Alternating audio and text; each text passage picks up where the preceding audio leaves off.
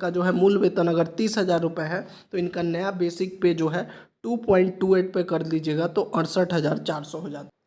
जय हिंद दोस्तों, स्वागत है आप सभी का अपने यूट्यूब चैनल बिहार शिक्षा प्लेटफॉर्म। कल केंद्रीय कर्मचारियों के लिए केंद्र सरकार ने 8वें वेतन आयोग के गठन की घोषणा कर दी। अब जो है प्रश्न उठ रहा है कि क्या 8वें वेतन आयोग का लाभ जितने भी राज्य के कर्मचारी हैं उनको भी मिलेगा, विशेष शिक्षकों को 8वें वेतन आयोग का लाभ मिलेगा या नहीं मिलेगा। तो इस वीडियो में मैं आपको पूरी जानकारी देने वाला हूं, साथ ही जो है आपको प्रमाण भी दिखाऊंगा कि किस आधार पर मैं बता रहा हूं कि जितने भी राज्य कर्मचारी हैं, चाहे वह विशिष्ट शिक्षक हों, बीपीएससी शिक्षक हो या फिर बिहार के कोई भी कर्मचारी हो जिनको राज्यकर्मी का दर्जा प्राप्त है, उनको भी जो है 8वें वेतन आयोग का लाभ मिलेगा। और इसकी जानकारी मैं आपको बिहार गजट जो है उसके आधार पर बताने वाला हूं। आपका जो है नया वेतनमान कितना हो सकता है 8वें वेतन आयोग के आधार पर, और शिक्षकों के वेतन में जो है जो विशिष्ट शिक्षक हैं या फिर बीपीएससी शिक्षक हैं, इनके 8 से 10,000 की बढ़ोतरी होने वाली है। फिटमेंट फैक्टर जिसकी बात की जा रही है कि फिटमेंट फैक्टर के आधार पर ही जो है आपका वेतन बढ़ने वाला है। तो इस वीडियो में पूरी जानकारी देंगे, वीडियो को पूरा देखिएगा। साथ ही अगर आप हमारे चैनल पर पहली बार आए हैं तो जल्दी से चैनल को सब्सक्राइब कर दीजिए, वीडियो को लाइक और शेयर कर दीजिए, और अगर आपका कोई भी प्रश्न है तो आप कमेंट बॉक्स में भी पूछ सकते हैं। तो चलिए वीडियो को शुरू करते हैं। सबसे पहले अगर हम बात करें तो मैं किस आधार पर बता रहा हूं कि आपको 8वें वेतन आयोग का लाभ मिलेगा, इसके लिए मैं आपको जो है बिहार गजट दिखा रहा हूं। और ये कब जारी किया गया था? ये जारी किया गया था 24 मई 2017 को, जब 7वां पे कमीशन के आधार पर जो है बिहार सरकार ने अपने राज्य के कर्मचारियों के लिए जो है यहाँ पर घोषणा की थी। अभी जो विशिष्ट शिक्षक हैं इनको भी जो है राज्यकर्मी का दर्जा प्राप्त हो चुका है।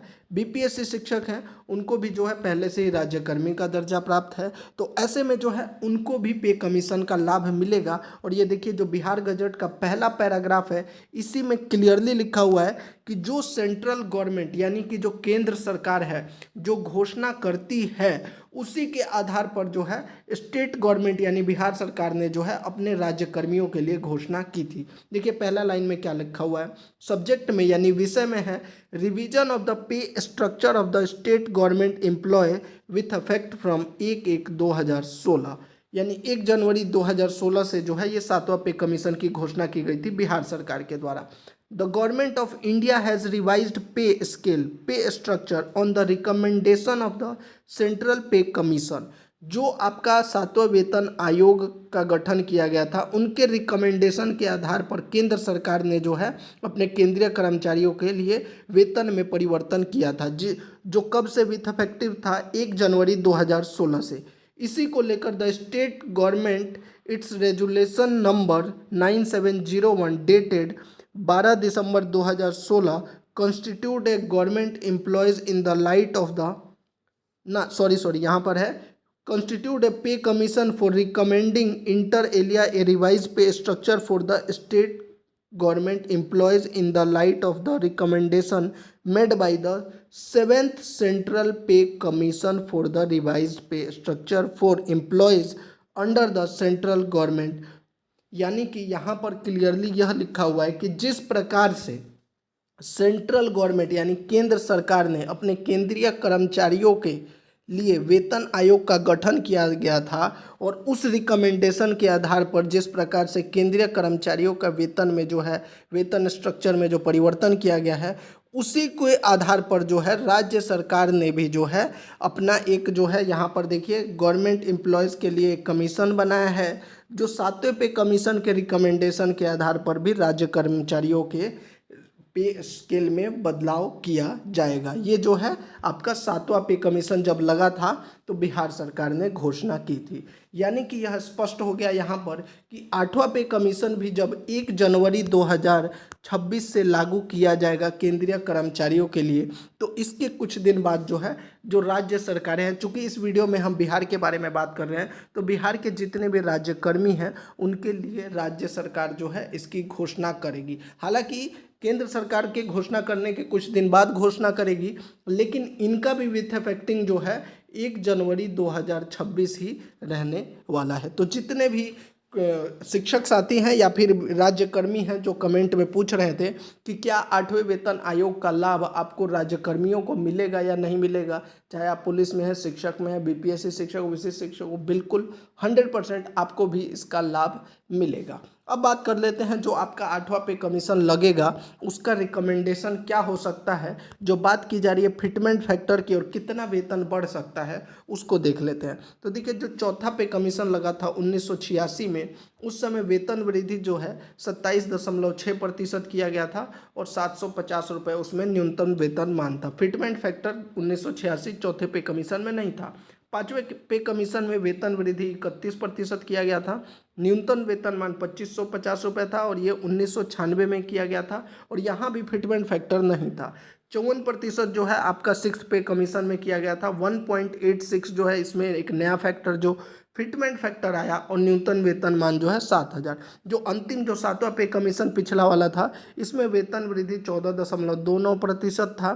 फिटमेंट फैक्टर था 2.57 और 18,000 रुपये जो है यहाँ पर न्यूनतम वेतन मान था। तो अगर आप पिछले 4 पे कमीशन को देखिएगा तो अब 8वें पे कमीशन में जो सबसे इम्पोर्टेंट फैक्टर है वो है फिटमेंट फैक्टर। तो फिटमेंट फैक्टर कितना हो सकता है, वेतन वृद्धि कितना मिल सकता है, न्यूनतम वेतनमान क्या हो सकता है, उसको हम आगे देख लेते हैं। यहाँ पर पहले आपको समझना होगा कि फिटमेंट फैक्टर कैसे कैलकुलेट होता है। तो देखिए जो 7वें पे कमीशन में फिटमेंट फैक्टर मिला था 2.57, जबकि मांग की गई थी 3.57 की। तो ये जो 2.57 फिटमेंट फैक्टर आया था वो कैसे आया था वो आपको बता देते हैं। तो जब 7वां पे कमीशन लगा था तो आपका डियरनेस अलाउंस जो डीए था वो 125% था और आपका बेसिक पे जो था उसको यहाँ पर दोनों को मर्ज कर दिया गया, यानी डियरनेस अलाउंस और बेसिक पे को मर्ज कर दिया गया।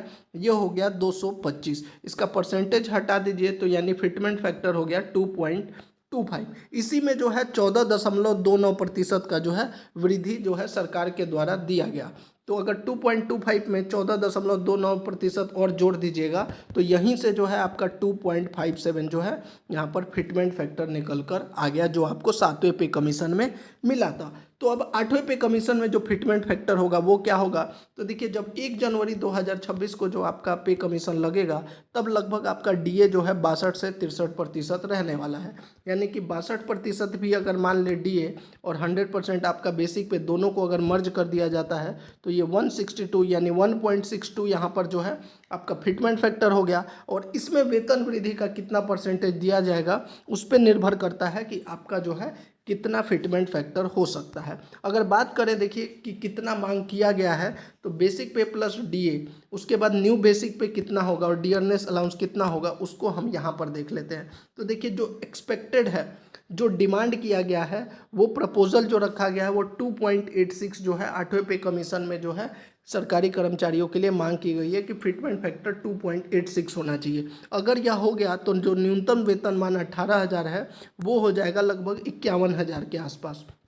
लेकिन जैसा कि मैंने आपको दिखाया कि पिछली बार 3.57 का डिमांड था लेकिन 2.57, इस बार जो एक्सपेक्ट किया जा रहा है कि इस बार भी सरकार जो है 2.86 ना दे के जो है 2.28 का फिटमेंट फैक्टर दे सकती है। तो अगर अभी का फिटमेंट फैक्टर रहा 2.28 तो आपका जो है मूल वेतन कितना होगा। तो इसके लिए एक एग्जांपल देख लेते हैं। मान लीजिए किसी विशिष्ट शिक्षक का जो है मूल वेतन अगर 30,000 रुपये है तो इनका नया बेसिक पे जो है 2.28 पे कर लीजिएगा तो 68,400 हो जाता है। तो यहाँ पर आपको लगेगा कि सीधे 30,000 से 68,400 यानी 38,000 का बढ़ोतरी हो गया, जबकि ऐसा नहीं होता है। जब भी आपका डीए और बेसिक पे को मर्ज किया जाता है तो आपका जो डीए जो है वो शून्य कर दिया जाता है, वहाँ पे सिर्फ 2 से 3% ही मिलता है। तो जो आपका बेसिक पे जब आपका ये 8वां वेतन आयोग लगेगा तो 62 से 63% जो आपका डीए रहेगा वो यहाँ पर हो जाएगा 2 से 3%। इसीलिए जो है आपको वेतन में जो लाभ मिलता है